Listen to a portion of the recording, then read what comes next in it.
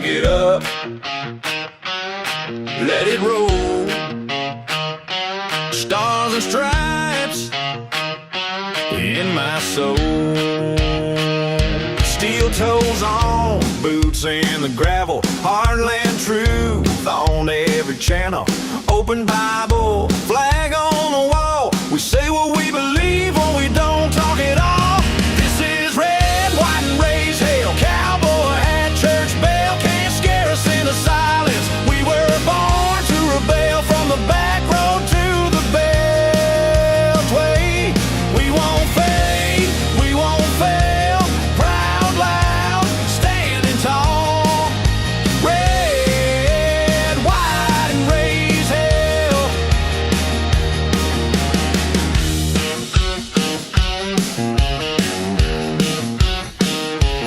We back the badge, we guard the border. We love our guns and law and order. They try to shame every word we say, but we don't bow down, we just press play. This is red, white, and raise hell. Cowboy hat, church bell can't scare us into silence. We were born to rebel from the back road to the bell. Hey, we won't fade, we won't fail. Proud, loud, standing tall. Red, white, and raise hell.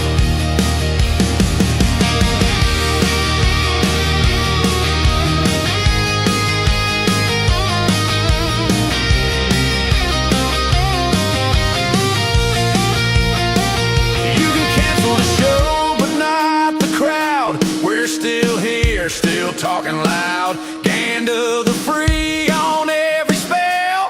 Hit that mic, host, let the truth ring out. This is red, white, and raised hell. Cowboy hat, church bell can't scare us into silence. We were born to rail from the back road to the beltway.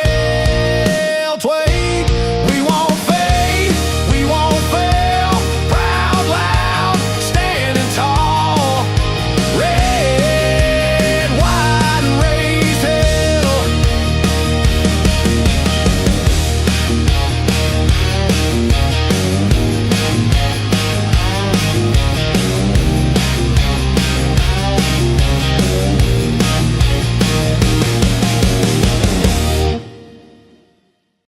All right, welcome everybody. Thank you so much for being in with us here on this very, very special episode or edition of the show. It's technically not even an episode of the show. This is a briefing with Senator Bernie Moreno, and I'm going to bring the senator on right now because we've only got him for 30 minutes, but I want to make sure that we can ask as many questions as humanly possible of our fantastic senator from the great state of Ohio. And from what I understand, first of all, Senator, good morning. Thank you, or good morning. Look at that muscle memory. Good evening. It used to be in the morning show. See what happens? It is. It's muscle memory all the way through. So, Senator, I'm so sorry. I want to make the most of this, but thank you for making the time. Well, don't worry about me. I apologize for the bad lighting, and I'm in my condo as we closed up the Senate earlier this evening, and we moved ahead Kevin Warsh's nomination to be the new Fed chair. So that was exciting. Terrific. 49 more nominees for President Trump, too. So those are the two votes we just took tonight. So 50 more people for the good guys. Well, that's fantastic. I'm so glad to hear that. And of course, there are a lot of things that you guys are doing in the Senate that most people don't know about, and those are some of the things that I actually wanted to talk about tonight. And I'm going to let the people who are online, who can somehow monitor this, ask questions, and I'm going to read what they have already written. But I want to start with some of the things that are going on a little bit behind the scenes, like you just mentioned. And I want to talk about what is happening in the Senate after situations like we just had. We had a fantastic Supreme Court ruling. We see a few people going out there and blustering, and people like Cory Booker talking about we have to remake the court. We have to have new term limits, or we have to set term limits rather for the justices on the Supreme Court. We need to blow. People in Virginia are freaking out at the Virginia State Supreme Court because they unconstitutionally gerrymandered a 6-5 state into a 10-1 state. So the stuff that happens behind the scenes outside of the blustering of the cameras, what's really going on there, Senator? Well, let's start with redistricting, because that's a great point. So let me just address that specifically. So in Virginia, as you know, They had relatively decent maps. Virginia is a decently purple-ish state that just had a Republican governor, and they redistricted. But the question, when the voters went to choose, the question, Bob, said, do you believe in fair elections? That was the question you were asked as a voter. If you checked yes, you were in favor of eliminating all but one Republican district. If you vote no, you were in favor of keeping the status quo. But the question wasn't about that. Is, do you believe in fair elections? I mean, that on its face was absurd. That's why I didn't freak out about it, because look, any normal judge is going to look at this and say, this is ridiculous. So the Virginia Supreme Court did exactly the right thing. They want to lower the age limit for justices in Virginia to 54. Why 54? That's a random age, because that's the youngest member of the Virginia Supreme Court. Basically, it would eliminate the entire Supreme Court in Virginia so they could appoint new members that would then validate that map. This is the extent of the depravity of the left, Bob, that they would even come up with something like that. So that's Virginia. Then you look at what's happened in the South. Look, this country is fundamentally very different than 1960s America. I got to this country in 1971. This country is fundamentally different than the country I got to in 1971. And it's a much better nation. We don't have to live in the America of the 1960s. We can look at it and say what makes America great is that we moved on beyond the racism. That, by the way, was perpetrated by Democrats. Democrats were the party of segregation. Democrats were the party of Jim Crow, and Democrats were the members of the KKK. So what the Supreme Court of the United States said is you can no longer use race as a reason to draw a district. Just draw the district irrelevant of what race is. And that's, of course, led to a lot of southern states redistricting. And net of all this, Bob, to make a long story short, is you're looking at about 17 new House seats that would go to Republicans, which means it's much more likely that we keep the House, which is why the Democrats are freaking out. Oh, they are. And they are freaking out in a big way. Just some of the things that I mentioned, Cory Booker was screaming and now they're obviously threatening to, I don't know how they can do this. I don't know how it works at a state level, particularly in Virginia, because I'm from Ohio, but they're trying to have the entire court impeached or removed or somehow recalled. Is that a thing? Is that a possibility? Oh, yeah, by lowering the age limit. So you can't be 54 or older and serve. Well, all of them are over 54 and older. So they'd all have to step aside immediately when the law passed. Then the same corrupt legislature and governor would appoint new members. And of course, the deal would be, I'm going to appoint you if you approve these maps. I mean, it's pretty sick stuff. I have never heard of anything like that in my life. That is simply impossible to comprehend, but not impossible for them to dream, because I know that is how desperate they are. Last question on this, and it involves race, since you brought up Jim Crow, and they're calling all of these redistricting efforts Jim Crow 2.0 and so on and so forth. In Tennessee, it's already, there's only one Democrat district left in Tennessee, which I think reflects largely the population of Tennessee in terms of registered Republicans and Democrats and so forth. But it's Memphis, which is notably African-American. And the district that they drew there was intended to get African-American, quote unquote, representation for that district. But I find it funny, and I wondered if you had any thoughts on this, Senator. As I understand it, that district is currently represented by a white Democrat, and that it's a black Republican that would be favored in this if it came down to it. How on earth is it racist to favor a black Republican? Well, I mean, again, you can't make this stuff up department. By the way, in Virginia, they almost elected the first black governor, but she was a Republican.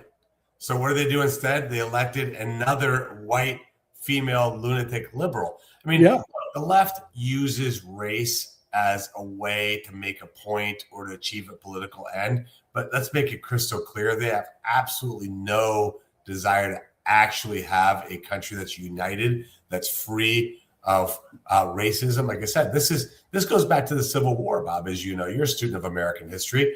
It was the Republicans that wanted to end slavery. In fact, they were called radical Republicans at the time. Does that sound familiar? And it was the Democrats that fought to keep the status quo with slavery. This same thread runs through the bias of the Democrat Party.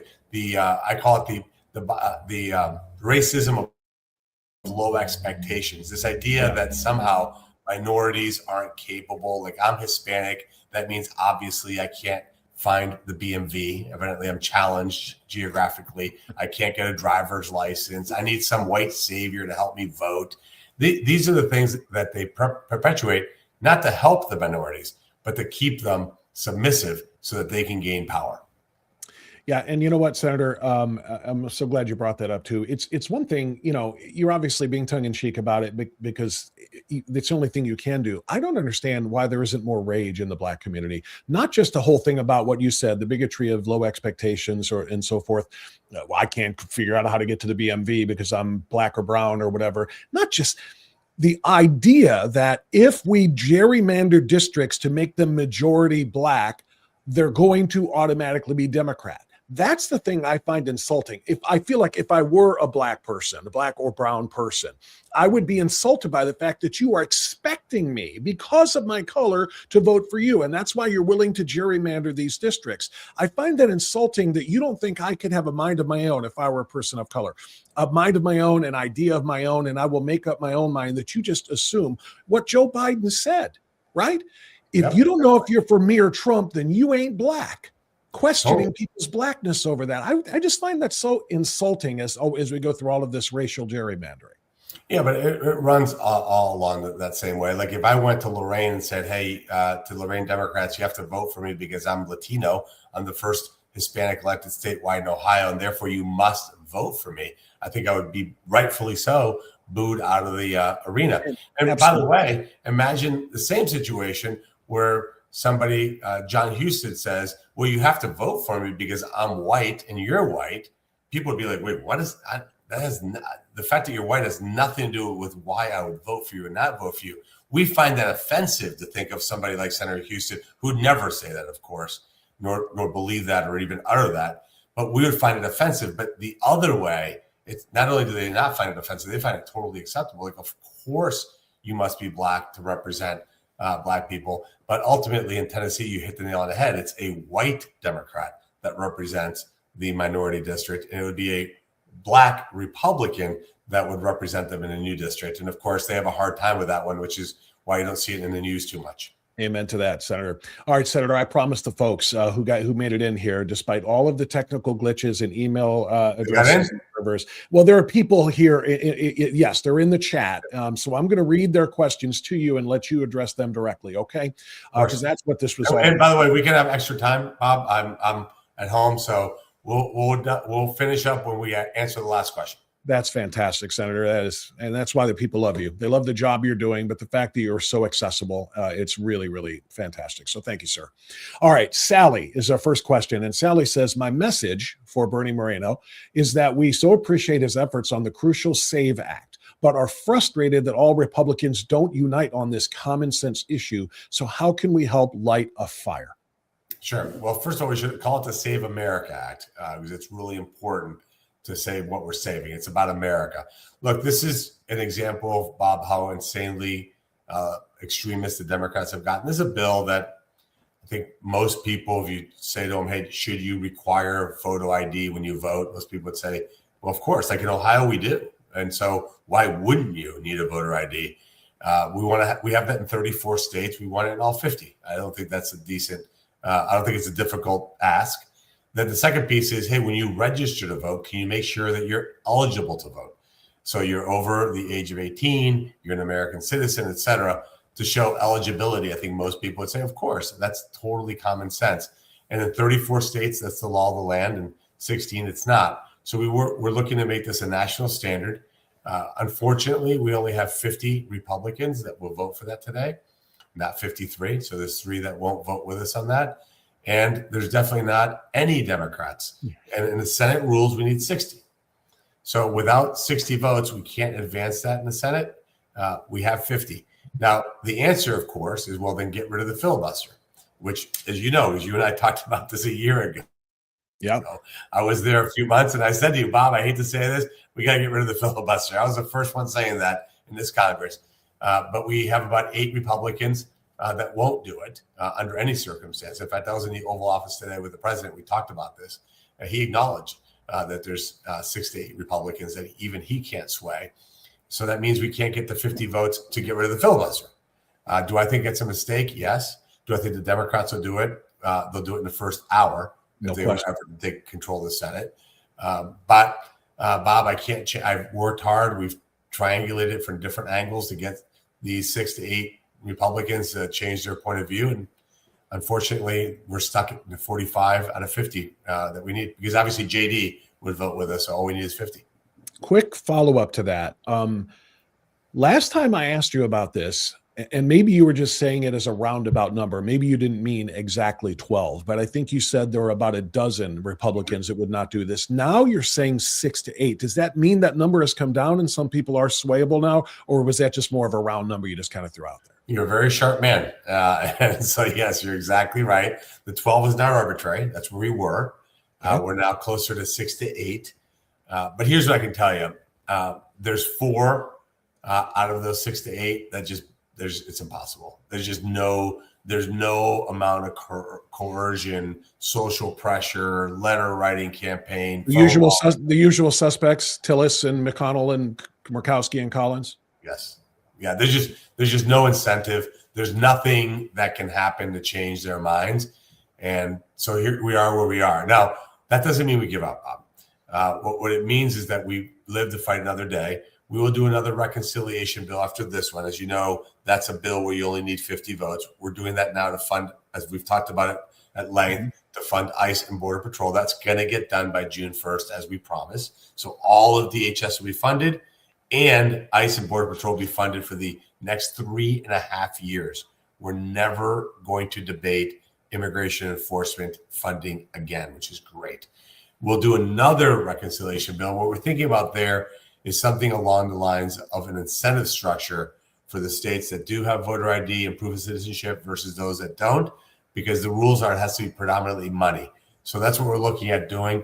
And then continue to fight. Look, there's elections every 2 years in the Senate. A third of the Senate gets replaced every 2 years. We need more. Look, how many times do you hear me say this with my campaign, Bob? I think you could have made it a drinking game. We need more outsiders in D.C. We need more business people in D.C. Remember me saying that over and over and over again? This is why. You got to look at what's practical. Yeah, no question. I completely agree. And last thing on just real quick, because I mentioned Collins among those 4 that are just never, ever, ever going to bend. She doesn't have to. Her opponent is a Nazi.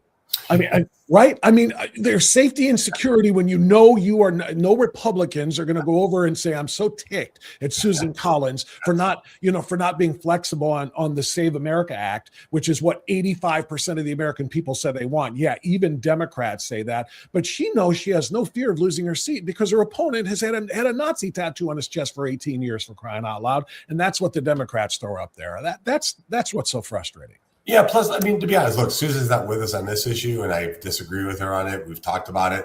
But a Democrat would be against us 100% of the time. Susan's I know. With us 60. That's as good as you're going to get from Maine. If you've ever been to Maine, they're quirky people up there, and it's a very liberal state. So Susan's as good as we're going to get.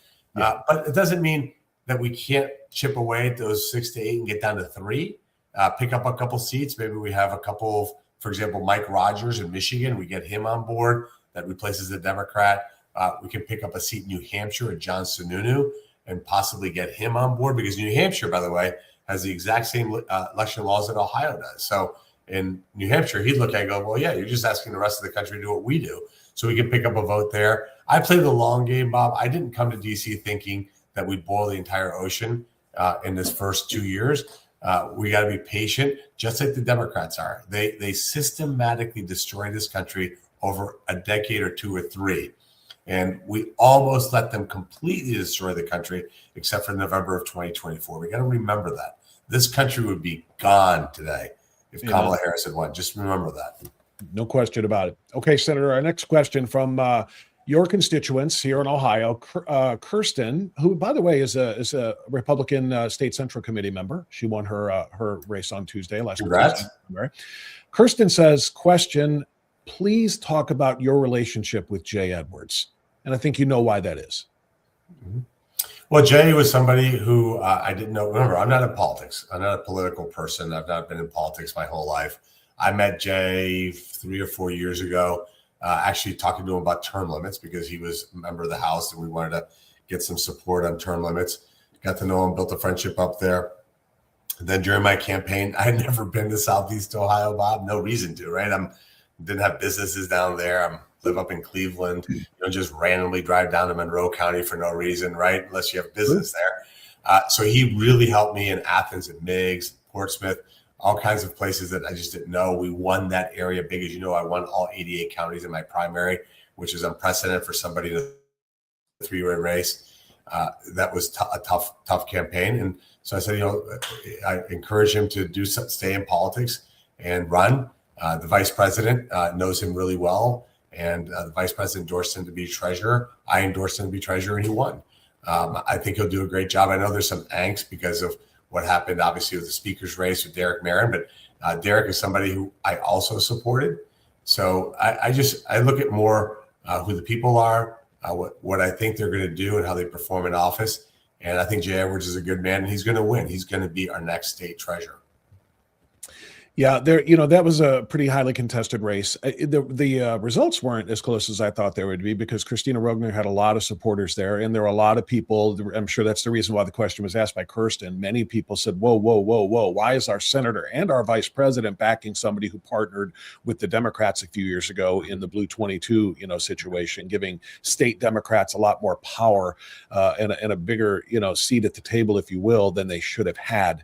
And that's why a lot of people really held out against Jay Edwards. Now, for me, Senator, and what I did literally Wednesday last week is I put a picture up there on my morning live stream, picture of Vivek Ramaswamy and Robert Sprague, even though I supported Marcel Sturbich, and Jay Edwards, even though I supported Christina. I put everybody up there because that meant it's time. Now it's over. All that crap is over. The time is now to unite. I will unite behind Jay Edwards and everybody else. All of my past concerns or disagreements over things like the Blue 22, we have got to unite with one another because this state could very well be under siege like a lot of other red states are if we're not together. No, for sure. And let me just say something about Christina Rogner. She's a great person, a wonderful human being, a very strong conservative. I hope she stays engaged in politics. It was obviously brutal that we had to be in that primary situation. It was definitely not an endorsement against her. Mm-hmm. It was a situation where I had committed to Jay to support him. I wasn't certain where Christina was going to land. She could have been a congressperson. She could have been a lieutenant governor. She could have had a lot of different positions. She chose treasurer. And so that put us kind of in that awkward situation. But I respect her. I've known her for a long time. A great, great, great conservative. I hope she stays engaged because she has a lot to add. I completely agree. She does, Senator. Okay, I'm trying to refresh the screen now. And again, there's some folks who are fighting very, very hard to get in here and through the strange tech glitches that we have had here, but they have got questions for you. And I am trying to refresh the screen to get to them. Okay, there we go. Somebody just asked, what chance does ending the filibuster have? But that question has already been addressed and answered. Unfortunately, it is what it is. Let's see here as I scroll further to get back up again. More people are talking about the buffering and the issues that are the tech issues than they are the political issues, unfortunately. And okay, Bernie, this is from somebody named Schaefer. It looks like says, I love how Bernie told us we would get DHS funded, and he did. Do they have any plan on how to get the Save America voting legislation through? We discussed that already as far as the Save America. And now another person asked about that too. Maybe they came in a little late, didn't hear us talking about that. But let's talk about that DHS funding too. And also, if you could, Senator, just because I'm going to dovetail off of Schaefer's question here is, what do you see happening now with DHS? Because I am seeing more of a partnership, if you will, between the new secretary, Markwayne Mullen, and the border czar, Tom Homan. They are both talking about ratcheting up at a huge level right now. after they kind of kept a low profile for a little while there after Minnesota and so the way some other things were handled, but they are ready now to launch back out there and go get it. Secretary Mullen, I believe, said something to the effect of, we are not just looking at the quote unquote worst of the worst. We are looking for everybody.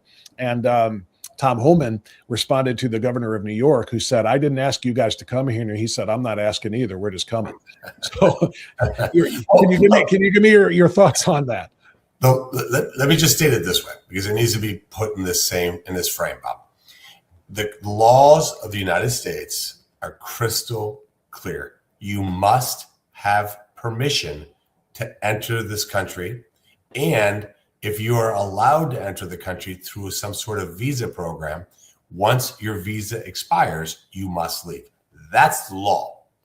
The Department of Homeland Security has an agency whose job it is to enforce those laws.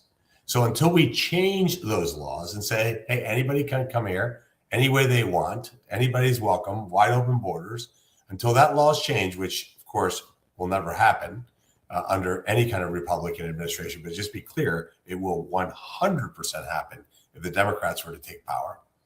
We're going to have an agency that enforces those laws. The Democrats don't want to hear that, Bob. Does that mean that what you get the example all the time, which is funny, right? It's the same kind of arguments they use on other issues.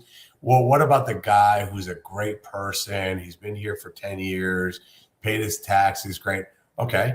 What about the person that's been waiting patiently to enter this country for 10 years, is a great person, has followed our laws, but hasn't been able to get in? How about that guy? What are we going to do for that person? And my answer is always side with the person who's following our own laws. Amen. Don't reward the person who broke our laws, and then somehow we have to forgive them because we've put eyes on them. That is literally insane and demeaning and insulting to every single immigrant who follows our laws. So just to be crystal clear, we will continue to deport anybody who's in this country illegally. Now, our tactics can be refined, and we all agree on that. But we are having record deportations. We're going to continue to have record deportations. And most importantly, Bob, because of President Trump's efforts, we've had 0 illegals enter this country in the last 12 months now. It's going to be 1 year. And then you'll see the numbers reported in the next week or two. 0 in 1 year. 0, which is unbelievable. And we're seeing a record number of self-deportations. Why? Because nobody wants to be put in one of these detention centers. Nobody wants to go through this process. We give them money and an airline ticket to leave the country, which saves our nation a lot of money. And if they want to reapply and come here the right way, we'll consider that if they self-deported. If we had to set hands on you, you'll never enter the country again. And I think that message is what establishes the privilege of coming to the U.S. See, people like AOC and Bernie Sanders, they say it's a human right to be able to come to America and receive welfare benefits from the taxpayers of the United States. That's absurd and illogical. It's a privilege to be welcomed to the United States of America, and you will not receive taxpayer benefits. You're here to add to our economy, assimilate, learn our language, and become one with our culture. That's been the mantra of immigration as long as I've known. Why? Because that's what my parents taught me when we got here. Senator, super quick follow-up on that one.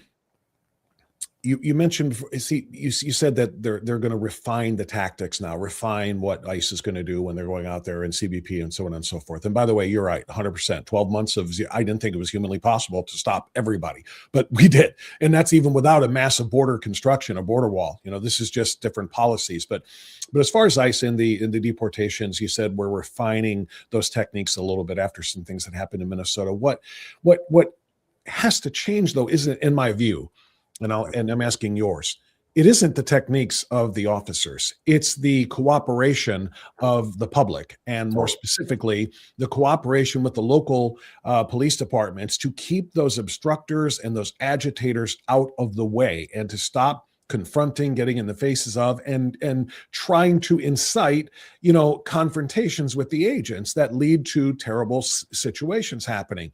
So is there any chance, you said a few minutes ago, you're looking at another reconciliation after this one, to perhaps deny states funding for certain reasons? Can we include among those reasons any state that has cities that have sanctuary policies in which law enforcement does not cooperate with federal law enforcement when it comes to, enforcing immigration law, that those states get denied money as well? Because something has to change, not just the tactics of our agents. 100%. And Tom Homan talks about this in such a practical way. He's a law enforcement officer. This is somebody this is what he's done his entire life. That cooperation with the city, with the county, with the state is what allows these officers to go in there and safely remove very, very dangerous people. And it's when law enforcement and city officials are working against them that you get situations like what happened in Minnesota. Look at Memphis. You don't hear anything about Memphis. We should hear a lot about Memphis. Memphis was one of the most dangerous cities in America. We've made it one of the safest cities in America. Why? Because the Democrat mayor and a Republican governor got together and saying, crime's terrible for everybody, primarily terrible for people in inner city neighborhoods. And we arrested, I think, 8,000 people. The crime rate has dropped precipitously in Memphis. By the way, where I am sitting right now in my place in D.C., right outside my window, like literally outside my window, was probably one of the most dangerous parts of Washington, D.C. a little over a year ago. My window shades are open. I can sit out on my balcony when it's a nice, I can go walk across the street to the grocery store that I would never have gone to. Why? Because we decided we're going to protect the people of the city and punish criminals. And that's exactly what President Trump did, and that's what we're going to continue to do. Senator, thank you. That's a very great response. And it just dawned on me how many follow-up questions I'm asking. And I'm not getting to the questions of the folks. I'll make sure. Go ahead. I want to get your constituents back in the game here. So the next one is from Lisa, who says, Senator Moreno, can anything be done to fill all of the open federal court vacancies? Oh yeah, we're moving super, super fast. We had a vacancy in the Southern District. We have a great new judge nominee there, Michael Hendershot. We're working on getting somebody in the Northern District, just the one opening that we have, and that should be done in the next week or two. We had somebody in the Sixth Circuit, the Court of Appeals, that we just put a phenomenal Ben Flowers in there as a nominee. We'll get him across the finish line. The minute these vacancies come up, we're popping him out there. So we're confirming judges and nominees at a record pace. We had to change the rules of the Senate to do that, by the way. So today, for example, Bob, as I said at the beginning of the show, we confirmed ended debate, meaning cleared the filibuster on 49 nominees, plus Kevin Warsh to be the next Federal Reserve chair. So we're doing it very, very quickly. President Trump's very happy about that. Like I said, I was with him in the Oval Office earlier today. And as quickly as he gets us the nominees, we get them on the floor and confirm them. And by the way, 0, remember that number, 0 have failed to make it through the United States Senate in this Congress, which is a huge accomplishment. That's very encouraging. That's awesome. Awesome news. Next question comes from Duck Expert, who says, as the National Director for Prisons for Gamblers Anonymous International, I've succeeded in getting meetings started in several Ohio state and county facilities, but unable to have success in the federal system, as this is where many financial crimes people are doing time and it costs taxpayers nothing. Why is there such resistance to that? I'm not familiar with this at all. Yeah, I don't know. If you don't mind, share with him my email address. Okay. Shoot me an email and I'll put him in touch with the right people and see if we can make it happen. Awesome. Thank you. And that's, and by the way, I want everybody to understand too, what's going on here. This is what I meant when I said it's unfiltered. Any question you have of the senator, he will answer if he has the answer. And if he doesn't, he will be responsive to it and get back to you. So I will make a point of that. Next one. Do you expect to get involved with the Ohio Republican campaigns throughout the summer and fall? And if so, in what way and with which candidates? Oh, heck yes. We need to have a sweep every single Republican. I don't care. Of course, we're going to start with Vivek Ramaswamy for governor, John Husted for senator, entire slate, all the way down to if there's the dog catcher, there's a Republican. The Republican one is better than the Democrat one. So specifically, I will focus on the entire ticket, as I said, but I will be absolutely attached to the hip with Senator Husted. It's an existential threat to my life to have Sherrod Brown be my teammate down here. That would make my life a living hell. So if you hate me, if you really hate me, don't like John Husted. If you have any sympathy for me, make sure you vote for John Husted. Look, Sherrod Brown is a terrible, terrible human being. I've never, Bob, it's kind of crazy. Forget his voting record, which is atrocious. I mean, hardcore left liberal. His voting record's right up there with Bernie Sanders, Elizabeth Warren, Chuck Schumer. What has been amazing to me to find out over the last 15 months is this is a guy who truly was despised by everybody. I'm talking the security guards hated him. He refused to wear his identification pin. That's what lets Capitol Police know that you're a senator. So he wouldn't wear it because he just didn't want to. The waitresses and the help at the Senate dining room hated this guy. I mean, he was rude to them. The people in the cloakrooms, rude to them. His fellow senators, Democrats and Republicans, said this guy was the rudest guy. This is a uniquely unlikable human being. We need to elect John Husted, please. That's the one position of all of them that we really need to focus on. John's going to have a lot of money spent against him, spewing a bunch of lies.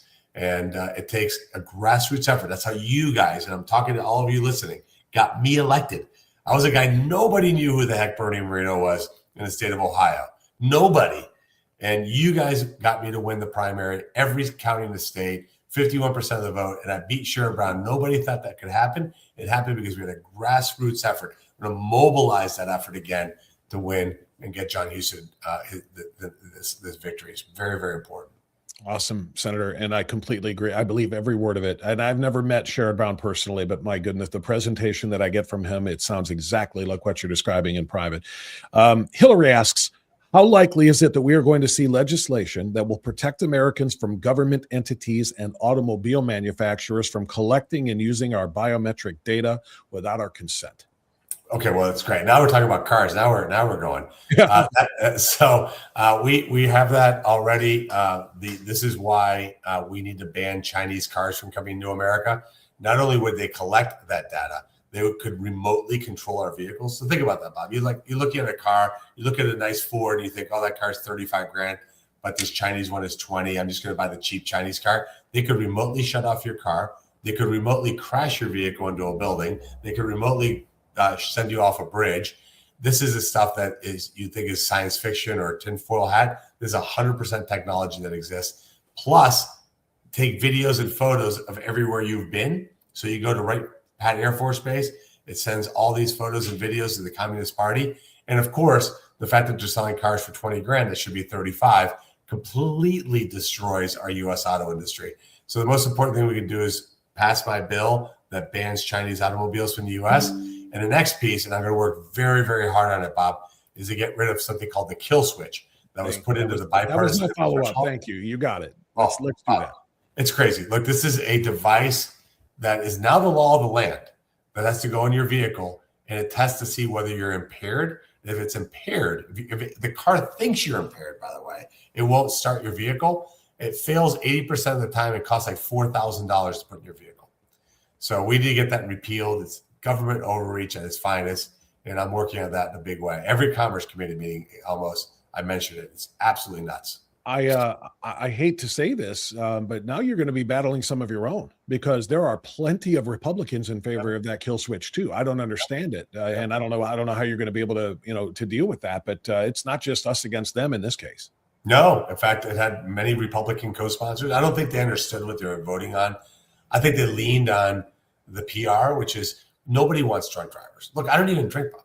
So for me, it's like, why am I being forced to test my blood alcohol level? I don't drink alcohol. So why do I have to put a $4,000 device in my vehicle that fails 80% of the time to show that I'm not drunk? I don't drink. That's the best way.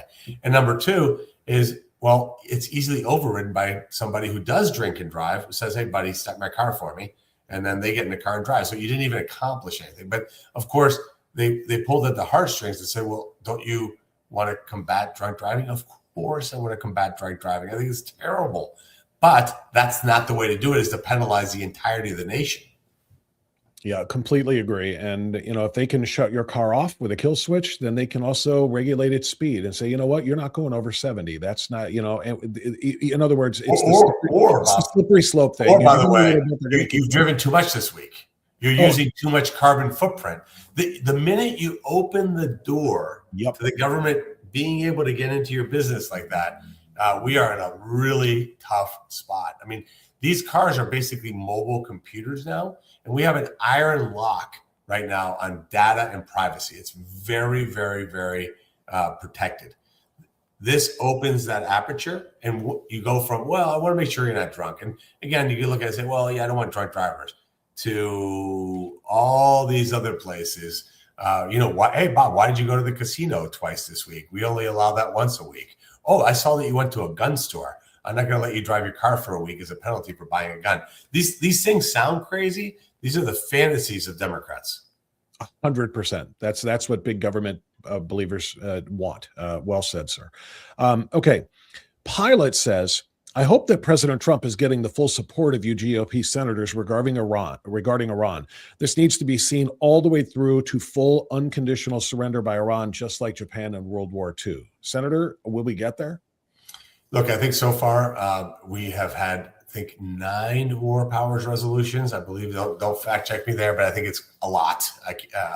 We haven't had, I think 8 of those 9, we've had full unity. 1, we lost 1 Republican in the last vote. Look, I can tell you this again, the president is tough as nails, Bob. This guy does not bend to pressure. He knows the job's not done until we make certain Iran cannot have a nuclear weapon. And of course, these are tough people. I mean, I would use the more colorful language you used today in the Oval, but I don't want to repeat it. But they're tough. I mean, they end phone calls by saying they're going to murder every American. They're going to kill this person and that person. And these are just ruthless, awful people. And I'm not talking about the people of Iran, to be clear. I'm talking about their leadership. They're illegitimate leaders. They're just awful, psychotic, radical clerics. And we have to finish the fight. And look, what our military has been able to do is things that history will write about. We have the most incredible military and military people in the history of the world. What they've been able to do first in Venezuela and now in Iran, it's remarkable. But yeah, we have to see it through, and I know President Trump will see it through. Thank you, Senator. We'll get to a few more questions here, and I really appreciate your work on this. Humble Opinion says it's important that Senator Husted is elected in November. What are the best strategies for the Husted campaign to focus on right now to pave the way to victory? It's a really good question. You obviously underscored the importance of him winning, so we don't make your life miserable. I get that, but it's a good question. He has not been elected to this position. He was appointed to it, so he's got some salesmanship still to do here to the rest of Ohio. What are the strategies for him? You look, if it were me giving him my 2 cents of advice, tell his story. I mean, John has been around the political scene for a while, so we kind of think we know John. We really don't. He has an amazing story. He was adopted as a child, to parents that could have just decided to end his life. He was raised by a family in Northwest Ohio that taught him deep values. I think he's somebody who cares a lot about working people, somebody who's done great work and making certain that workforce development programs are moved forward. Somebody who really dives deep into these issues, whether it's healthcare, education. He's passionate.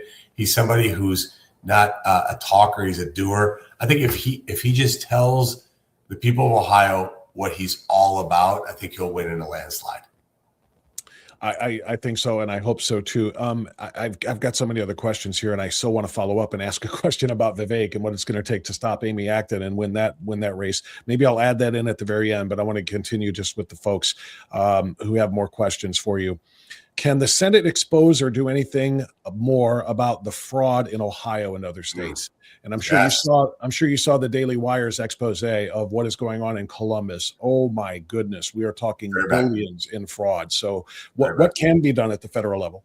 Well, I can tell you what's being done. In fact, I ran into Dr. Oz today, and we're going to follow up. He has got a absolute airtight case to make some really, really hardcore changes. Look, we didn't pay attention, Bob, quite frankly, like we should have. We were taken advantage of. Look, that's what happens. We're a compassionate country, and we allowed people to come in and pick our pockets in a way that is just breathtaking at the scale of what's happened. And we're going to go after it in a hardcore way. Anybody who entered this country who didn't do so legally, as we talked about, who became a citizen, but where there was fraud involved in that, we'll denaturalize them, we'll deport them, and we're going to hold people accountable. You can't steal billions and billions of dollars from the American taxpayer and not have consequences. The people just won't put up for that. I won't put up with that. So I think whether it's the Vice President, J.D. Vance, to Dr. Oz, to everybody else involved in all this, Brendan Carr, Andrew Ferguson is head of the FTC. He's helping with this effort. We have a whole fraud task force that's going to go at it. We're going to go at it in a big, big way. And by the way, my advice is if you're a fraudster in Ohio, you better get the hell out because they're coming after you. I hope you're right. God willing. I mean, that is what has to happen. Not just God willing, us willing, we willing, you willing. We absolutely have to make that happen.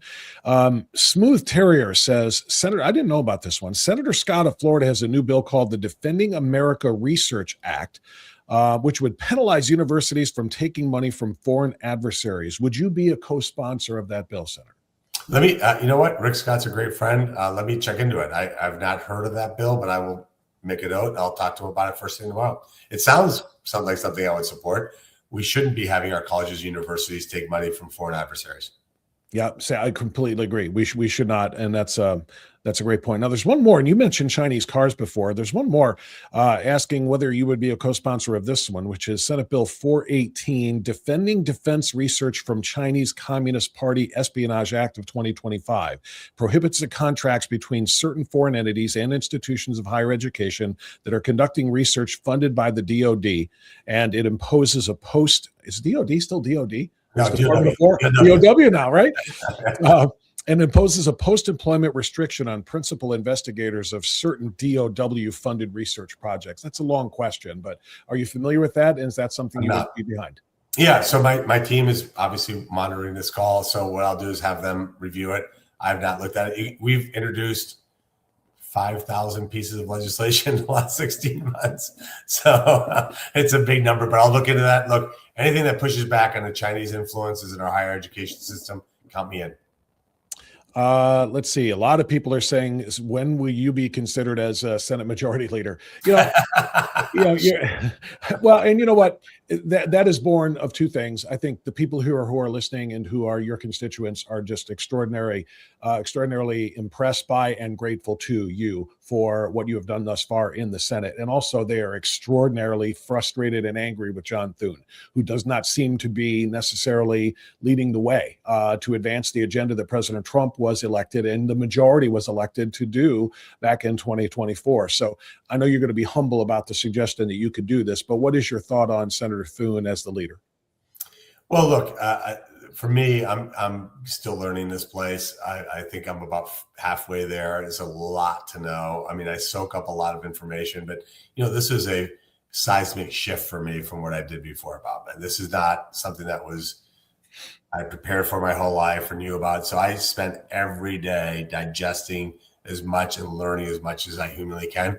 I just have a couple principles. I know that God put me here for a reason, and I thank him sometimes for that, and do it with total humility, knowing that the actions I take affect the people of Ohio. And honestly, I just want to do a good job. I want the people of Ohio to work my tail off for them. I came here not for a career, certainly not doing it for the money. I'm doing it because I actually want our state and our country to be better. That's what guides me every day. I believe every bit of that. And you said it from the beginning when you were campaigning against Brown. That's it. 2 terms. You're not here to make a life out of this. 2 terms and out of the way for the next person. And again, I think that's one of the reasons you have so much respect from your constituents. Senator, I'm going to wrap it up with my last question. This one will come from me.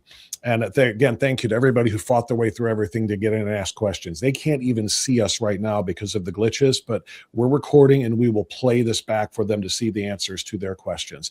And the last question will be mine. And it's what I hinted a moment ago. The governor's race, now that it's set, it was never really in doubt, even though there was a lot of ugly stuff in the Republican primary, unfortunately, with the targeting of Vivek Ramaswamy. But it is now Vivek Ramaswamy and Amy Acton. And you lived through the same thing I did in 2020 and in 2021 and in 2022. And the Acton-led, even though Mike DeWine was the governor, he gave her all of the power. And the Acton-led response to COVID kind of destroyed the state.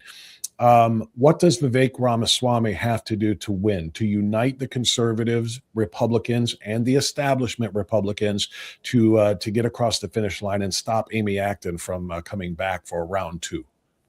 Well, look, I think he has to show what Ohio will look like under Vivek's administration and contrast that to what it will look like under Amy Acton. And look, if you think that you want Ohio to be more like Massachusetts and New York and California, then you'll probably vote for Amy Acton.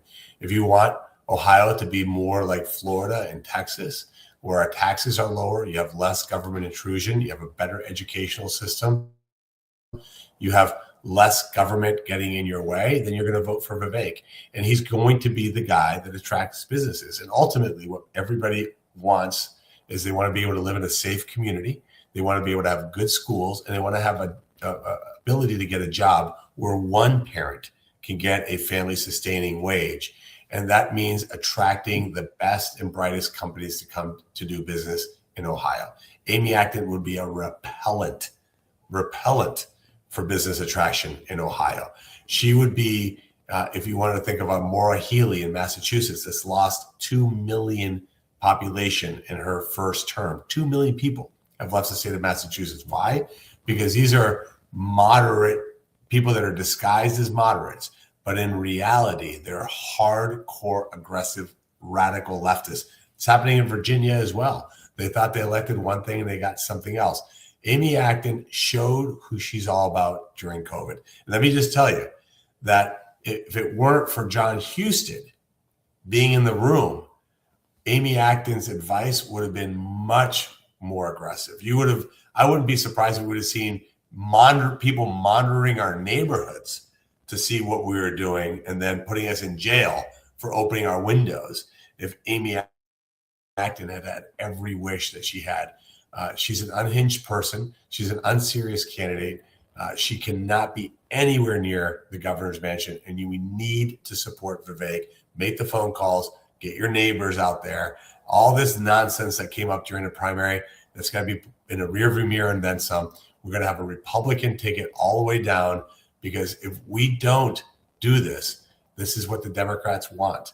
The Democrats want us to be demoralized. They want us to be divided. We're not going to give them that satisfaction. We're going to win, and we're going to win big this November. I'll tell you what, Senator, that's a brilliant way you just made that turn, because you did hit both of those things. I'm supposed to talk to Vivek Ramaswamy tomorrow, and I'm going to ask him, because a lot of his critics have said he was on the COVID response team too. And you just mentioned Lieutenant Governor Husted at the time. He was just as much of a part of it as everybody else. That just because they were on the team doesn't mean they were all backing everything that Amy Acton wanted to do and that Mike DeWine gave that nod of approval to do. You just nailed that, and I'm so glad you brought that up. Not only do we need to make sure that Amy Acton can never come back, we need to clear the record for people like Vivek Ramaswamy and John Husted, who were not a part of what Amy Acton put this state through. They fought against it, and things could have been a lot worse were it not for their presence. Exactly right. And believe me, I can tell you anecdotally, I know that firsthand because I spoke to Senator Husted, who was then Lieutenant Governor. Mm-hmm. And John's a loyal guy. He doesn't like to talk out of school, so I do. Right. And I can tell you, I know firsthand conversations in which the most radical policies were proposed by Amy Acton. It was Senator Husted in the room saying, no, that's too far. We got to bring it back. Now, ultimately, of course, the governor made the decisions he made. And I've been crystal clear. It's not a secret to anybody. I did not agree with those decisions. In fact, I was vehemently opposed to those decisions. But they were much closer to normalcy because Senator Husted was in that room. If he hadn't been in there, believe me, we would have given New York and California a run for their money. I believe that every step of the way. It was such a terrible thing. We saw those blue state governors doing all of these ridiculous things. And the idea that we were doing that here in Ohio with a red state governor anyway. But our governor gave too much power to that Department of Health chief, Amy Acton. Senator Moreno, I'm going to let you get out of here. You put in overtime, and thank you for fighting through everything with me on all of this. You answered every question, and the ones you didn't answer wasn't because you wouldn't answer. It's because you wanted to get familiar with what they were asking. And I know your team will look that up as well, and I'll make sure that these people get their answers as well. That's what town halls are all about. That's what transparency is all about. And you've been a champion in those efforts. And thank you so much for that, sir. Thank you, Bob. Thank you for doing what you're doing. And please, guys, support Bob. He does a great job. He's a strong conservative voice.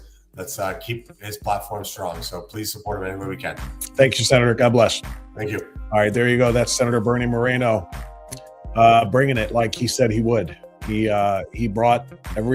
took every question. If this thing hadn't been so glitchy and all of the tech problems we hadn't happened, we would have probably had a lot more questions, and he was willing to sit through all of them. I was originally told he had a half an hour, but his night was clear, his calendar was clear after this. He said, I'm going to go until you're done. So he did, and we appreciate that greatly. This is a story that was in the local newspaper in Lorain County. Not one of which I am particularly fond, if I'm being 100% honest with you, because they pretty much run the Washington Post on repeat, which means they're left wing, and they make it very, very blatantly so. But at any rate, they were running a story here from Saturday that I saw. Lorain County deputies take 13 Central American men into custody in labor trafficking bust. And I'll scroll here a little bit just to get to the meat of the story here. More than a dozen men were taken into custody as part of a labor trafficking investigation. Deputies arrested 13 people, including 9 from Guatemala, 4 from Mexico. And I'm going to circle this part. This is what I'm talking about right now. The sheriff's office that was responsible for this bust then called for assistance from U.S. Immigration and Customs Enforcement, as well as U.S. Border Patrol. That means they called ICE, which is exactly how this is supposed to work. Sanctuary cities and sanctuary jurisdictions refuse to do just that. They will arrest individuals and then they will process them and let them right back out into the community without letting ICE know that they were there, even if there are detainers issued for those individuals. And that's how the lead story that we had for you this morning happens. That's how these things happen. That's how people like, what was his name? Jose Medina breaks into this country, is deported, breaks in again, is arrested multiple times and let out every single time until finally he kills young Sheridan Gorman in Chicago, Illinois, a Loyola University student. Okay, that's what happens when we refuse to let local law enforcement cooperate and collaborate with federal law enforcement. Sheriff Jack Hall in Lorain County gets that. And I was eager to be able to talk to him after I read that story, and he was kind enough to join us this morning. So let's say welcome now to the Sheriff of Lorain County, Sheriff Jack Hall. Sheriff, good morning. It's been a little bit since we've chatted. Thanks for the time. How are you, sir? Good morning, Bob. How are you doing this morning? I'm good. I appreciate you coming on. So I want to talk a lot about what happened in your particular case, in this case, to the extent that you can, since I'm sure it's an ongoing investigation. But as I asked you when I invited you to come on today, Sheriff, I want to talk about how, prevalent this kind of thing really is. Some people think that, illegal immigration only hits the border states or the biggest cities. Well, Elyria is not one of the biggest cities. Lorain County is not one of the biggest counties, but yet here we are. So can we speak to this particular event first? Oh, absolutely. And a lot of things people don't realize is that we're not a southern border county, but we're a northern border county. And Lorain County being in the Cleveland metropolitan area, we're actually the 9th largest, kind of teetering on the 8th largest, in population in the state of Ohio. And then we have the turnpike. We have more turnpike exits than any other county in the state of Ohio. And then that also attracts, the hotels along the turnpike, things like that, which we focus on a regular basis with drug trafficking, sex trafficking, and labor trafficking. Yeah, well, that's a very important point there. And you're right about the northern border, too, and the fact that we are kind of a crossroads, if you will, with the turnpike and so forth. There is a lot of that stuff. So, the first thing that I was asked when I told somebody about this story was, what's labor trafficking? That's what somebody asked me. And I said, I don't know the specifics of it. I'll have to ask Sheriff Hall, but I think it's when they exploit illegal aliens who want to come into this country and work, and they exploit them for wage gain. Can you tell us about that? That's exactly what they're doing. And then what happens is with that, there's a promise of making basically $5 an hour, which is what they make in a day back in their home country. And then there's a middleman company. Those are the ones that we're investigating, and they make the profit because if they're getting $30 an hour at the prevailing wage, that company keeps $25 to $30, pays the illegal immigrant $5 an hour. And then if they get caught, everybody's shipped back. The issue that's coming with us is that we've been trying to focus in heavily on the companies that do this. Over the course of we've been doing this a little over a year.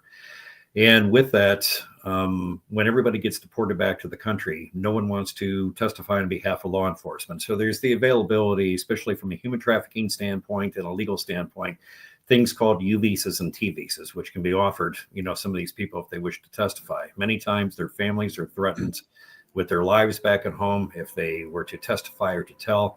But the biggest problem is, Bob, especially last week's raid, the subject that we focused on, we couldn't believe it, third time back in the country. So before you went to break and you were talking about what was going on, that subject we looked at, and then two of the companies that we were looking at for doing labor trafficking before, they used their old trucks, two old trucks that we had seen that, from an investigation that we had before, and we're like, well, they're back.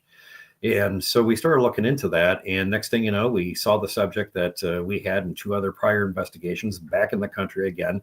He was deported once from North Carolina, deported once from Florida, and here he is back in Elyria. And in addition to that, we made traffic stops on 3 different vehicles. Everybody got out and run. The 2 deputies that initiated the traffic stop were able to corral 11 immediately. 2 were on the run. So with the assistance of Elyria Police Department, we were able to find 2 at a garden center hiding under a pile of mulch. And we were able to take them back into custody. The interesting thing was one of those 13 also had warrants for rape, incest, kidnapping, the equivalent of what our charges would be out in California. So we're still waiting to hear what the extradition to that is going to be, going back to California.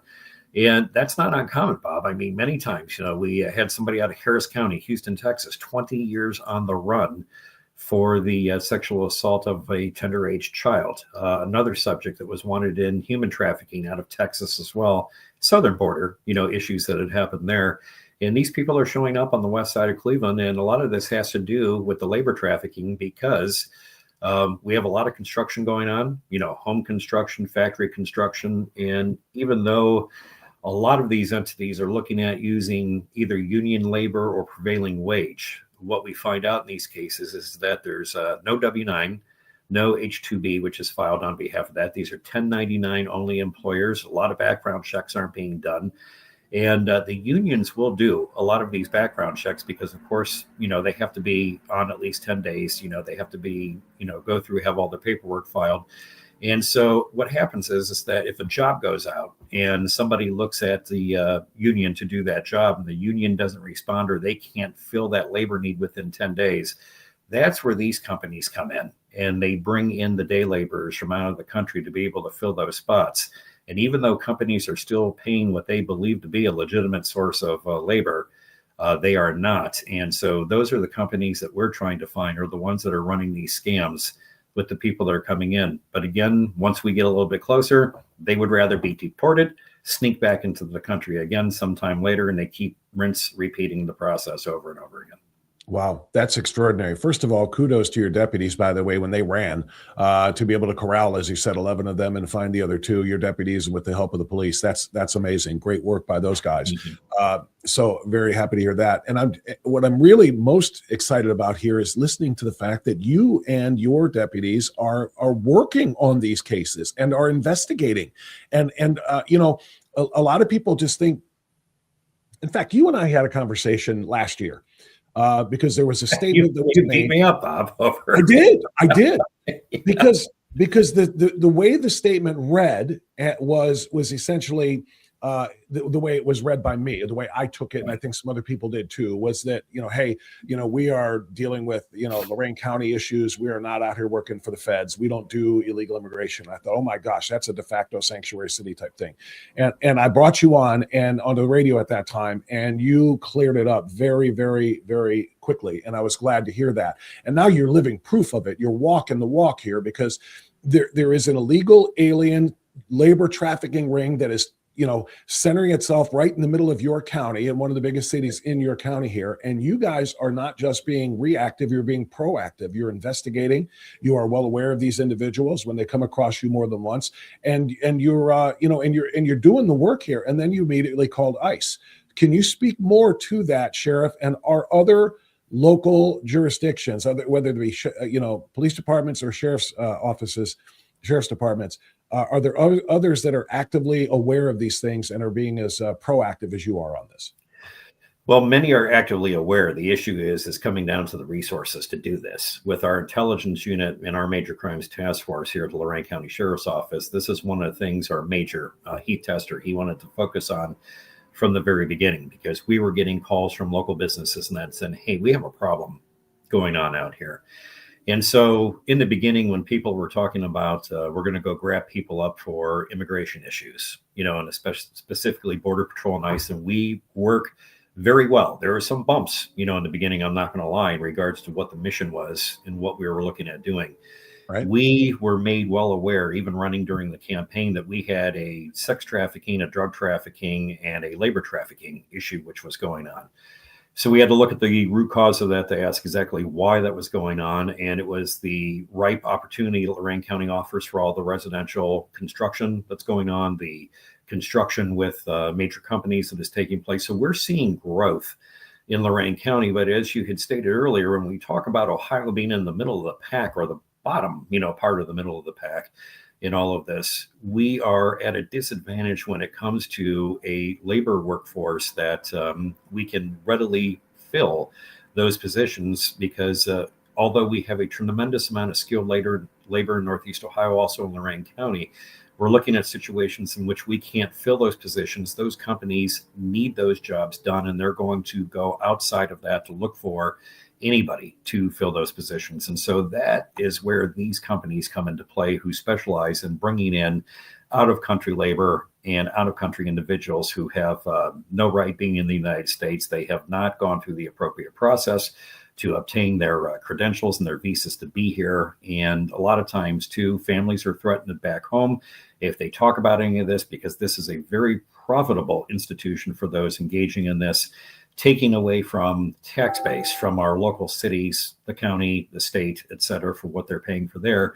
And again, they're making $5 an hour, and it's better than the $5 a day that they're making back home. But we have a company profiting $25 an hour that we continue to have this issue that's going on. So we're working with the large companies in the area. We're working with the unions in the area. A lot of times these tips will actually come from them. They know that we will act on them, and that they know that we'll actively engage in it. Now, a lot of times when we work with our federal partners on this, this is when we attempt to conduct an investigation. No one wants to talk. No one wants to be involved in the investigation. No one wants to help us, in the investigation.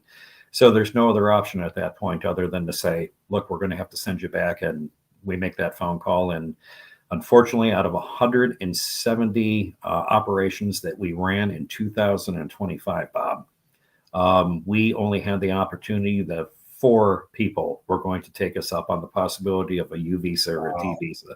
No one wants to provide information. So it's a continual process that we're looking at, trying to make sure that we get that middleman in that investigation. We hold them accountable for that, and make it easier for legitimate companies here in Lorain County and Northeast Ohio to have a labor force that's legitimate and one that they can utilize without any impeding issues that they're going to see from an immigration standpoint or a labor stoppage. Well, Sheriff Hall, I'm kind of curious about these companies, the middlemen that you're talking about, the ones that are exploiting and keeping 25 of the $30 an hour and so forth.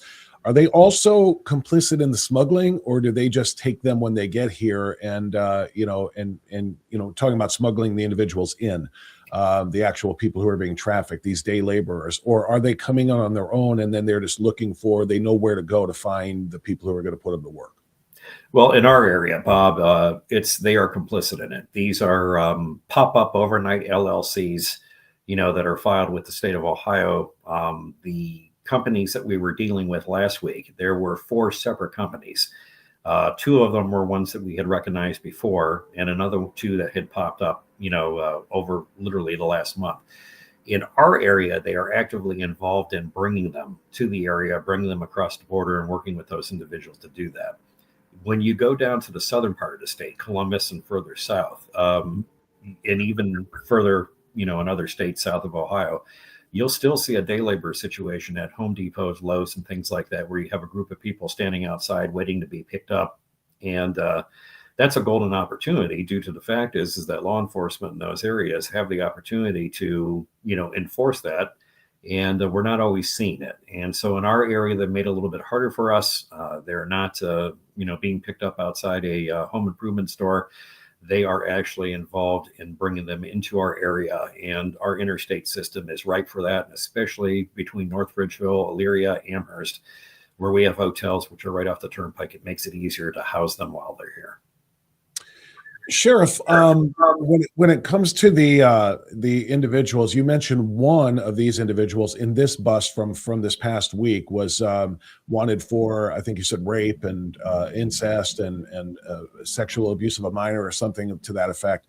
How common is that? And I ask that because some people might say, yeah, it's a problem with this labor trafficking ring, and yeah, it's it's bad for them, and it's bad for the driving the wages down, and it's fraudulent, and blah blah blah. But these aren't the real issues we're being told that we have to deal with. Well, a lot of these people are leaving their other countries because they're bad people who did bad things there, and then they're coming here and doing terrible things here as well. They're not just day laborers. I mean, many of them are, but my point being, some of them are fleeing from their home countries, not just because of the economic opportunity that the United States brings, but because they're wanted or they have already been convicted and they're on the run for various violent crimes like the one that you just described here. So do you find that to be common, or is it relatively uncommon from what you've seen? Well, from the numbers, Bob, last year I told you we did 170 operations and investigations into the three major trafficking types. With that, 117 of those 170 cases involved somebody that was an undocumented person here in the United States. Of those 117, 29 of those had warrants for their arrest, had serious criminal activity around Ohio or from other states around the country. So 29 subjects were arrested or detained by us, meaning the Lorain County Sheriff's Office, for deportation back to other jurisdictions to be held accountable for their crimes back there. And then the remainder of the 117 were not in the United States legally, so they were turned over to Border Patrol and turned over to ICE. But out of 170 investigations that we conducted, when you have 117, I think that that's a pretty high, number of cases that we have when we're dealing with these types of situations. Absolutely. Which brings then the question of how much more are you in contact with federal authorities, with CBP and with ICE, because that is a high number, and that 29 out of the 117 that you just mentioned as well is, I'm no math major, but it's roughly a quarter or so of those.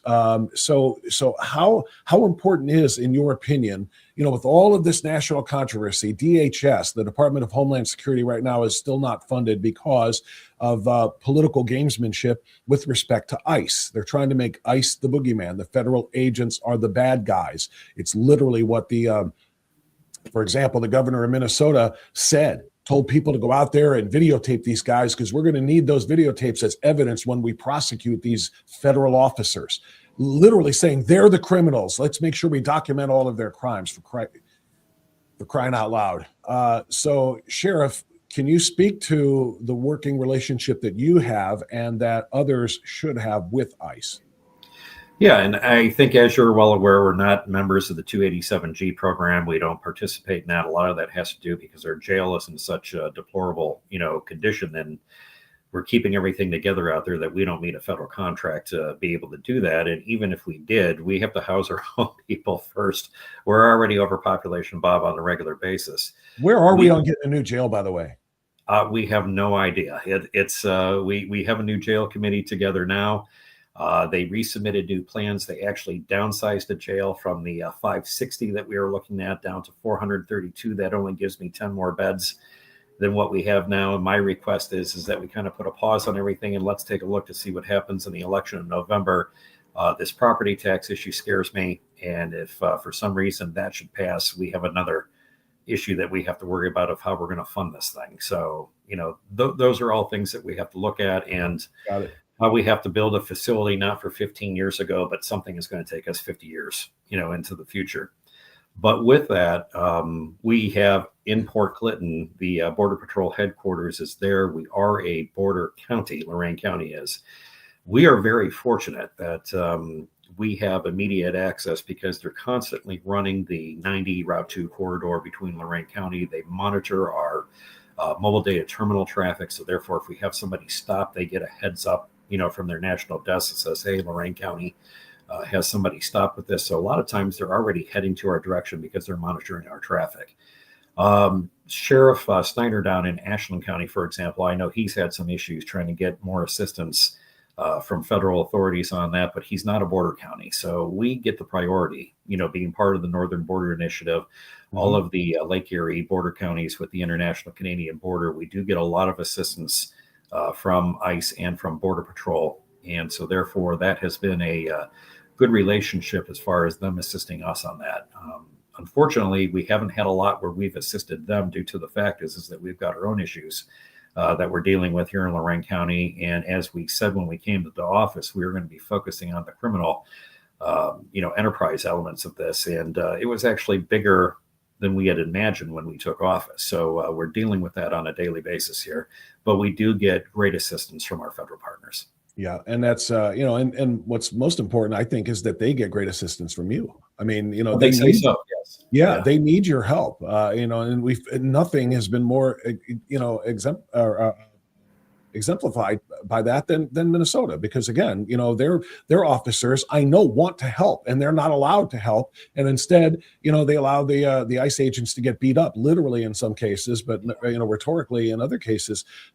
What is your overall opinion of this DHS situation, Sheriff? And you can speak as just a private citizen if you wish, rather than as a sheriff of Lorain County.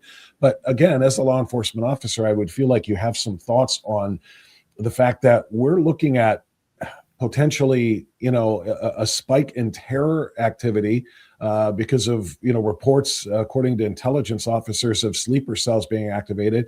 And we've got Homeland Security defunded because some people don't like ICE. And they don't like the fact that Immigration and Customs Enforcement are working with, local jurisdictions and departments like yours, and they don't want them here. So, as a law enforcement officer, what is your take on this weird attack, this obsession with attacking federal law enforcement officers, whose job it is, by the way, just as yours is, to uphold and enforce the duly passed laws of the United States of America? I'll come at it, Bob, as 2/3 of my career being a law enforcement administrator. And that's the best way I can look at this, because this is where my personal citizen view comes into this. All right. When we look at the federal law enforcement personnel with both ICE, Border Patrol, Homeland Security here in Northern Ohio, we have been assisted by a very, very professional group of individuals. They are well supervised. They are well led. They are well managed, and they run like a well-oiled machine. It is a phenomenal group of people that we work with here in Northern Ohio. The agents for ICE and Border Patrol have been nothing but professional. They have been nothing but accommodating. Now, I also have a friend of mine that I graduated college with that he had actually been involved in Minnesota. He was also a supervisor, and he would also be the first one to tell you, from a supervisory standpoint, we've had some issues. So when you look at it from that aspect, we're taking an entire problem across the country, and we're focusing on a couple issues that had taken place in the country. And holistically, you look at the entire operation of the federal law enforcement agencies, and overall that they've done a good job. We've had a few pockets of where there's been disruption or there's been conflict. And with some of that, even my friend told me, he said, from a supervisory standpoint, he said, you look at it and he said, we've had some issues, some people being in an academy for 40 some days and things like that, but it's their issues to take care of. So the problem is when you look at the leadership of everything, especially from my standpoint, I look at our leaders in ICE and Border Patrol here, and they have been nothing but absolutely outstanding and are a model. I think a lot of the rest of the country should look at what the leadership for ICE and Border Patrol has done here in Northern Ohio and use that as a template across the rest of the country. And Bob, I don't think we would be in the situation that we are right now, because you're correct. It does open up vulnerabilities to our homeland security. It does open up vulnerabilities for terror cells to be able to take advantage of, the issues that we're having right now. And then we have a conflict in Congress. Who's going to be funded? Who's not going to be funded? And I mean, that even trickles down to us. We receive federal funding for Northern Border Initiative to be able to patrol and do what we do here in Lorain County. So, of course, we have a concern with that, too, even with temporary shutdowns. Is that going to affect the monies that we need, to do our job here appropriately? So a lot of this sometimes is, there's give and take. We have these situations in which something erupts across the country, and same thing with law enforcement. One thing happens in another part of the country with the sheriff's office in Arizona, for example, well, then we're all labeled, with the same issue that goes across the country. But unfortunately, instead of being able to sit down and reasonably have these conversations, we're in the position that we're in right now. Yeah. And, Sheriff, to me, what I don't understand is how they can shut down, the funding for DHS, which includes FEMA and TSA and Secret Service and the Coast Guard, for crying out loud, all because of their concerns over ICE, when ICE is already funded. This doesn't stop ICE. ICE is funded by the One Big Beautiful Bill and through 2029. So, it's just so bizarre that they're willing to put American security in jeopardy in a number of different ways, including what we're seeing in the airports today. You see ICE being deployed to the airports, which is what President Trump said we're going to have to do if TSA can't be there. Look, I don't want to sound alarmist when I say this, and this is not intended to be hyperbolic when I mentioned 9/11, but 9/11, of course, was an air attack by way through our airports, and TSA was essentially established to the level that it is now by that. So this is kind of the wrong time with terror cells being activated, as you just pointed out, according to intelligence. It's a wrong time for us to be anything less than diligent at our airports, making sure that travelers and airlines are safe, for crying out loud. So President Trump putting ICE on the ground there to support and assist in whatever way they have to make sure that, that people are safe. And yet here we are with some politicians of one of the parties saying that ICE is going to be at the airports shooting and killing people. Said that out loud. Two different ones on the Sunday talk shows yesterday. Blumenthal and Jeffries both said that. Again, talk about fear-mongering when these agents are being brought in to create security at a place where security has been forced to lapse due to these, funding fights. Correct. And fortunately for shows like this, Bob, we have pretty much the same ideology on things. So it's easier for me to be your guest. It's easy for me to answer your questions. That. But as you said yesterday on the Sunday news talk shows, we get into these issues, especially when we look at our own political party ideologies and that go on, and we stick to that and we just dig in instead of looking at what the 60,000 foot view is of what's good for the country, what's good for the state, what's good for the county. And we have to start looking at these things instead of a political standpoint, is looking at it as what is best for our citizens, what's best for the community.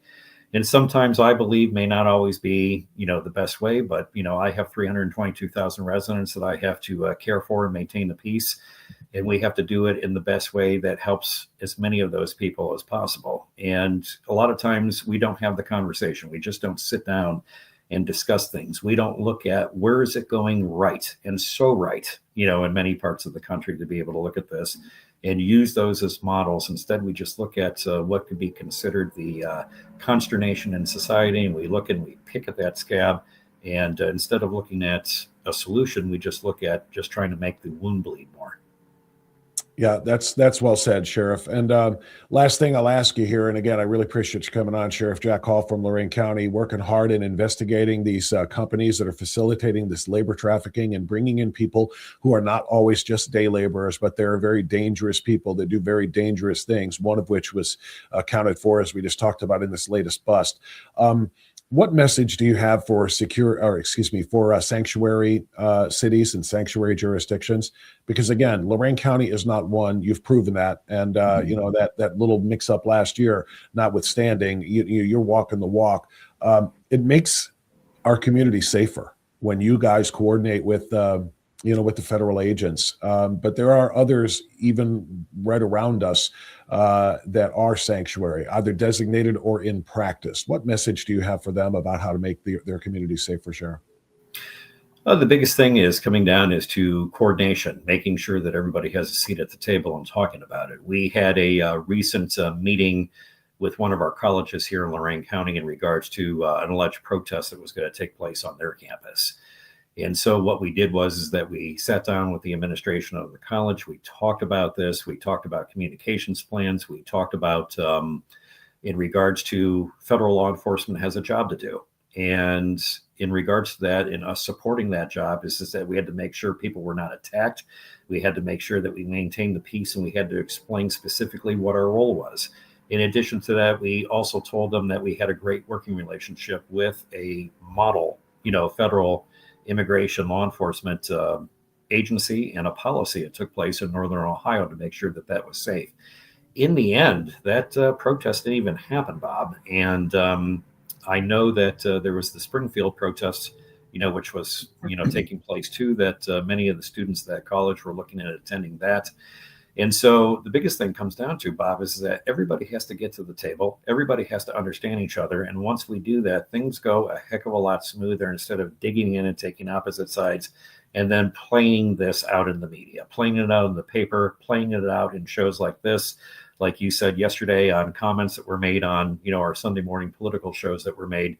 Yeah. That is not where we do this. We have to do this in a room that we sit down, we lay it all out on the table, and we say, what is our purpose for being here, and what is it that we're trying to accomplish? And I think we were very successful with that here in Lorain County. As you can see, we didn't have any incidents, and all of our protests have also been peaceful, across Lorain County as well too. Well, Sheriff, I really appreciate you coming on, and I really appreciate most of all the work you and your deputies did in this latest bust and the ongoing investigations into these companies to try to stop this and choke it off as much as you can with your role as a northern border county, and a hub, if you will, because of the turnpike system and so forth. I really appreciate what you're doing. I really also wish I had invited you 2 weeks ago to our frontline law enforcement support party. We had a huge event 2 weeks ago. One of your colleagues, Sheriff Zukowski from Portage County, came. Yes, Bruce. Yeah, Bruce came and spoke to us. I probably should have invited you as well, but we did. That's where these shirts are from. We stand with ICE, and it was a frontline freedom festival, and we just had a lot of great speakers and a lot of patriots gathered together. A couple of hundred of us out in Brook Park, and we just want our law enforcement, heroes, and I mean that, especially. I say that because of my relationship I have with a lot of them, but also just because I'm a citizen.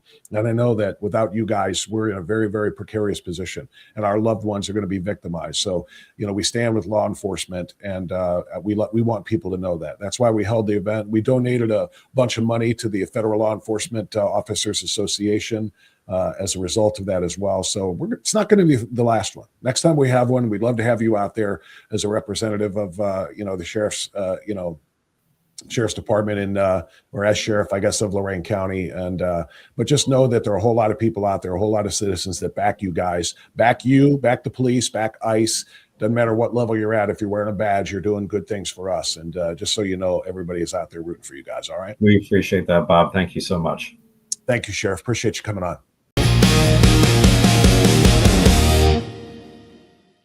You don't really think you're going to win, do you? I mean, seriously, that's the one question that I have for all of the No Kings psych patients and all of the TDS sufferers and all of the May Day socialists and communists that were out there today doing their little dance and banging their little drums and blowing their little whistles and chanting their little fourth grade rhymes. You don't really think you're going to win, do you? I mean, seriously, do you think honestly that we will ever surrender the greatest individual force for good in the history of human civilization, the United States of America, to a group of radicals that intend to destroy it? Have we given any indication whatsoever that that's something we would allow to happen? I mean it. Do you think we're ever going to allow you to replace our constitutional republic with socialist authoritarianism? I mean, government power is supposed to be limited by a constitution because that's what puts the people in charge. Do you think we'll ever give up our individual rights and allow them to be ceded to an overarching tyrannical government again? Do you ever think we'll surrender free market capitalism, which has lifted more people out of poverty and into the middle class, and from the middle class up until the wealth class? Do you think we're going to give that up in exchange for collectivist communism? Communism and socialism have killed hundreds of millions of people just in the last 150 years alone. Do you really think we're going to let that happen? Do you think we're going to give up our First Amendment rights to the freedom of peaceable assembly and allow it to be replaced with the freedom to riot and to obstruct and to attack the heroes that we task with enforcing our laws? Do you ever think we're going to give up our newly won, tightly secured borders with a global invasion that strips us of our sovereignty? Do you really think we're going to let that happen? Do you think we are ever going to give up our rights to keep and bear arms to protect ourselves? With your gun confiscation agenda leaving us a nation of soft targets and sitting ducks? Look at me closely. Do you think we will ever let that happen? Do you think we're going to let you take away our private healthcare system, flawed as it is, and replace it with government-funded and therefore government-controlled single-payer healthcare in which the government decides who lives and who dies? Do you think that we're ever going to give up our Judeo-Christian society rooted in faith and in peace and in goodwill toward all and allow it to be replaced with a pseudo-religion of Islam rooted in the belief that all non-Muslims must be converted or killed?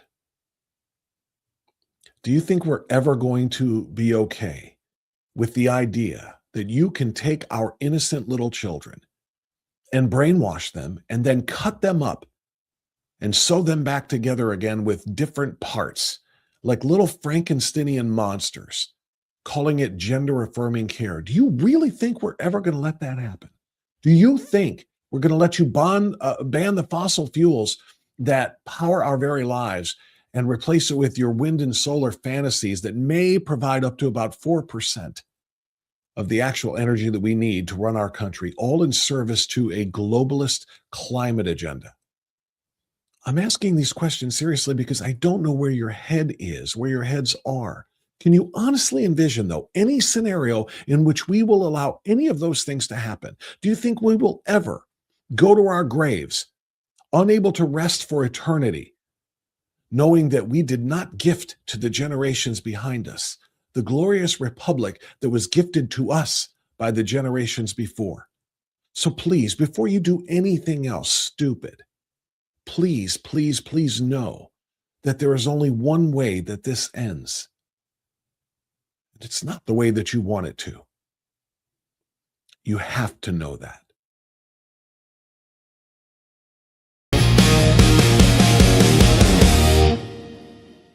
When did our Secret Service agency start to suck? Has that always been the case, or is that a new development? I don't know about you, but I'll tell you this. Secret Service agents, to a man, they're all heroes. Anybody that takes an oath to take a bullet in order to save the life of the person they're protecting has my deep respect. I don't care if they're guarding the president or a foreign head of state or a first lady. You have my deep respect, but let's be real here. The agency sucks. How do you explain Butler, Pennsylvania? How do you explain the fact that people, attendees, were just there yelling, "Look at the roof! Look, there's a guy up on the roof!" Nothing. Nobody stops him. He shoots the president, wings him in the ear. Then, agents who are guarding the president on the stage, they take him down, and then they allow him, not knowing that there was another shooter, which there might have been another sniper, they allow him to stand up and do the fight, fight, fight thing. We all loved it. It was a great moment. President's fist is in the air, fight, fight, fight, great. But the reality is they just stood him up and gave somebody else another shot at him. Now we've got Saturday night, a nutjob from California gets a long gun into the hotel where the president of the United States is going to be speaking the next night. Not checked one iota, is allowed freedom of movement.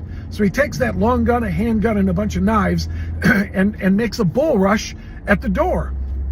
Gets through about 45 feet, they said, is about how far he ran before he got tackled. He got a shot off, hit a guard or an agent in the vest. And what if he had been strapped with a bomb? What if he had been wearing a suicide vest? He hits that trigger and good night, everybody. In all seriousness, I don't know what it is. I don't know who has to fix it or how it gets fixed. But Secret Service, you better figure your